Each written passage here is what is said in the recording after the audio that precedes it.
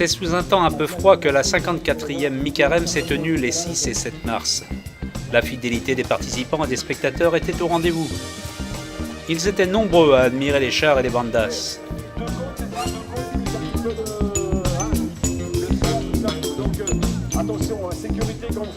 Jean-René Garando, président du comité des fêtes, s'est dit honoré d'avoir encore ce genre de fête et de voir la joie de l'ensemble des bénévoles.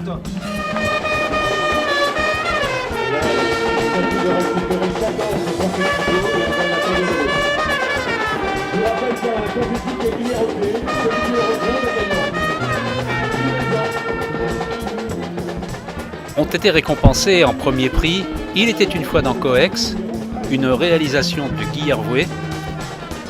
En deuxième prix, « Le loup et les trois petits cochons », une réalisation du Foyer des jeunes. Et enfin en troisième prix, « Astérix le Gaulois », une réalisation du Palais Club coexien.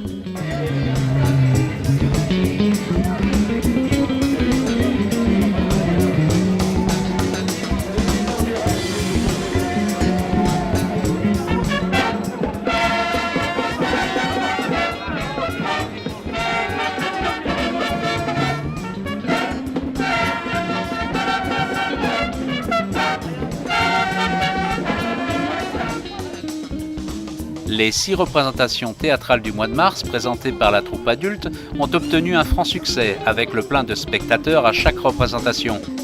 L'une d'elles, plus particulièrement organisée pour la lutte contre le cancer, a permis de récupérer 600 €. Ah, vous ne croyez pas, c'est bien dire. Seul était censé ne pas être dans l'auberge au moment du crime. Non. Le 5 avril, la 11e édition des randonnées proposée par l'association des parents d'élèves de l'école Saint-Joseph a rassemblé près de 900 participants, à pied ou en VTT, et ce sur plusieurs circuits.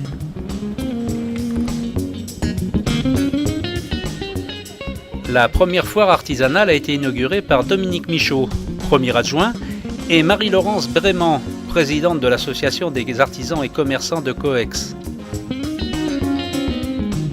Ces 2 journées ont permis aux artisans et commerçants de Coex de se faire connaître, mais aussi d'échanger entre eux. Une expérience à renouveler.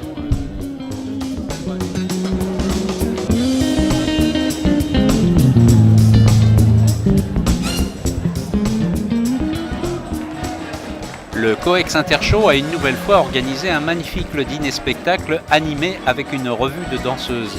De très nombreux Vendéens s'étaient donné rendez-vous à la salle de la Conserverie à Saint-Gilles-Croix-de-Vie.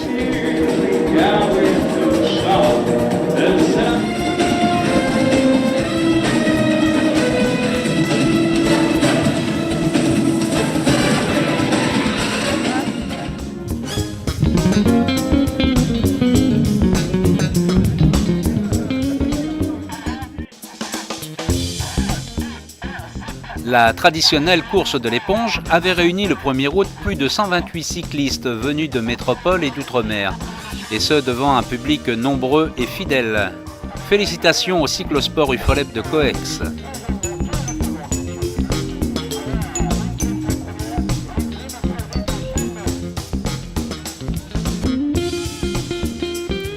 Le 4 septembre, le tournoi de football interrégional organisé par la commission jeune du Coex Olympique a vu les 2 finales U11 et U13 remportées par l'ESO La Roche. Pour la 15e édition de cette manifestation sportive, 32 équipes, soit 352 jeunes footballeurs, se sont affrontés toute la journée au stade Montebello.